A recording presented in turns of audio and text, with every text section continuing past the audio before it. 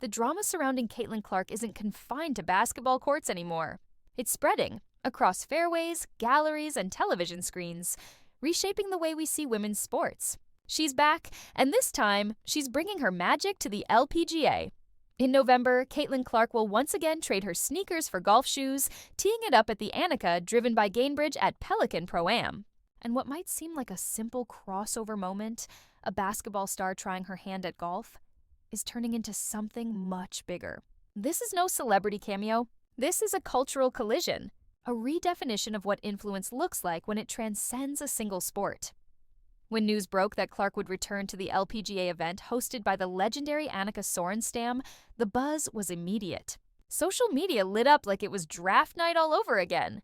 Because when Caitlin Clark shows up anywhere, the story doesn't just change. The atmosphere does too. The LPGA knew it. They didn't just invite her, they built an entire stage around her. From press coverage to fan experiences, the tour prepared as if they were welcoming a global superstar, because in truth, they were. Last year, when Clark was paired with the world's #1 golfer, Nelly Korda, it wasn't just smart scheduling. It was a masterstroke in branding. Two icons, each at the peak of their sport, walking the same fairways. Their presence pulling new eyes, new audiences, and new energy into women's sports. The difference between how the LPGA and the WNBA treat Caitlin Clark has become a story of its own. One league sees her as a partner, the other sees her as a problem. Somehow, a single golf event generated more excitement and positivity than most of her WNBA season combined. When Clark arrived at Florida's Pelican Golf Club last year, you could feel the ripple. Local news crews swarmed. Basketball reporters who had never covered golf before set up cameras by the greens. Spectators lined the ropes hoping for an autograph or a glimpse. It was, in the words of one LPGA commentator, a Wednesday unlike any other. The LPGA didn't tuck her away in anonymity. They paired her with Nelly Korda, a calculated move that screamed confidence. They weren't afraid to showcase her next to one of their biggest stars. They understood something the WNBA still struggles with. Star power doesn't overshadow a league when it's embraced. It elevates it. The Golf Channel even interrupted regular programming to broadcast parts of Clark's round live. Unheard of for a Pro-Am event. Twitter feeds flooded with clips of her smooth drives and steady putts. TikTok and ESPN Reels replayed her smiles and swings in slow motion. Suddenly, golf was trending, not because of controversy or scandal, but because of joy. Because of a basketball player who simply showed up and reminded everyone what happens when passion meets authenticity. Annika said it best. What Caitlin brings isn't just talent. It's the ability to attract and inspire. That quote became a headline in itself, and the LPGA leaned into it. They turned Clark's presence into a movement, a statement about how women's sports could thrive when unity replaces competition between leagues. Fans bought tickets faster than any previous Pro-Am. Merchandise sold out. Crowds gathered early.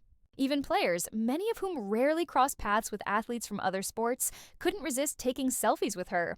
What made Clark's return so special wasn't just the hype. It was her sincerity.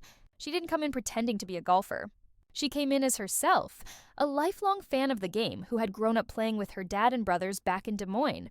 When she smiled after a solid tee shot and said, "I'm not a professional golfer, but I love being out here," it didn't feel rehearsed. It felt real. That's why people connect with her. She's not chasing perfection. She's chasing joy. And the LPGA knew exactly how to frame that joy. They streamed the summit live. They highlighted her in promotional materials alongside Sorenstam and Korda. They treated her as an ambassador, not an accessory. Meanwhile, over in the WNBA, her own league continued fumbling the simplest opportunities to celebrate her. Her Rookie of the Year ceremony? A quiet gym. No crowd, no cameras, no spectacle. Just a certificate handed over like it was an afterthought. The difference couldn't be more glaring. The LPGA rolled out a red carpet. The WNBA handed her a folding chair. It's hard not to wonder how a league so desperate for visibility could mishandle its most visible star. Clark's rookie year shattered records. 62 of them, to be exact. She revived a struggling franchise, boosted television ratings, sold out arenas, and became the face of women's basketball almost overnight. She didn't just play. She transformed. And yet, instead of amplifying that transformation, the WNBA seemed to shrink from it, afraid that her brightness might cast too long a shadow. The LPGA, on the other hand, embraced it. They saw her not as competition, but as collaboration. They put her on stage with Sorenstam at the Women's Leadership Forum. They featured her name on posters, storylines, and broadcasts. They celebrated her not because she's a basketball player dabbling in golf, but because she represents what's possible when barriers break down between sports. Fans saw it too. One viral comment online captured the sentiment perfectly. The way every league embraces her, except the WNBA, is diabolical. That single sentence echoed across fan pages and sports podcasts alike. It wasn't bitterness, it was disappointment. Because if the LPGA could understand her value so clearly, why couldn't the WNBA? Even the golfers couldn't hide their admiration. Annika Sorenstam, a legend in her own right, said, "She's been the one other than Nelly to bring so much attention to women's sports. What she's done is amazing." Nelly Korda echoed those words, describing Clark's competitive fire as refreshing and contagious.